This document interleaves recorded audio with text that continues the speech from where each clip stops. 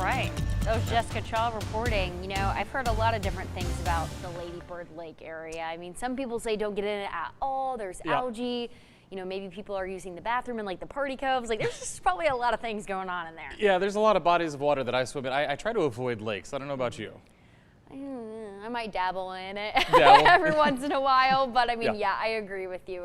You just don't know what's in there. Yeah, beyond plastics, like you said. I mean, algae, humans. Well, my other thing is, like, things. if she says debris, like, I guess could some of this microplastics just be because, like, that body of water is being used so much, you know? I mean, I feel like you want people to get out and enjoy nature, and then obviously we don't know how to handle it. Yeah, between that and then I also, you know, she mentioned potential road plastics, tire particles, so some of it could just be a runoff. Obviously, a lot of bridges go over the Colorado River, so some of it's unavoidable, but yeah, it's a good study. It is, and I'd be interested to see how it turns out when they complete it. I'm also interested to see how the fall weather is going to turn out, because I'm ready for it to stay, Matt. We talked about this a little bit yesterday. You know, they always call it false fall, right? We get a couple of days, but then I start talking to people and I start asking, what is your definition of fall? Because here's the deal.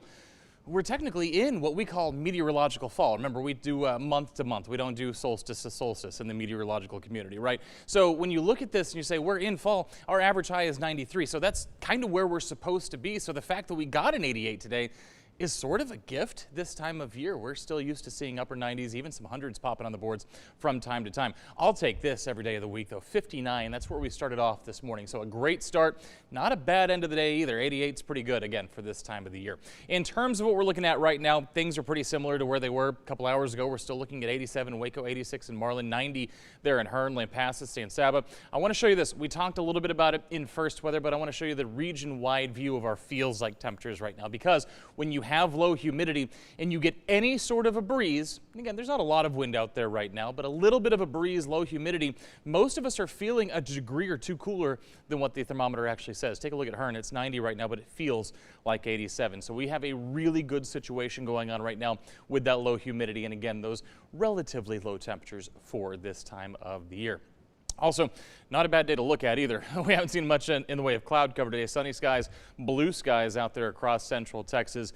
And again, there is cloud cover in the region. It is just well out to the west. Cloud cover, a few thunderstorms developing there in the higher elevations of New Mexico and moving east towards the Panhandle, towards the Permian Basin.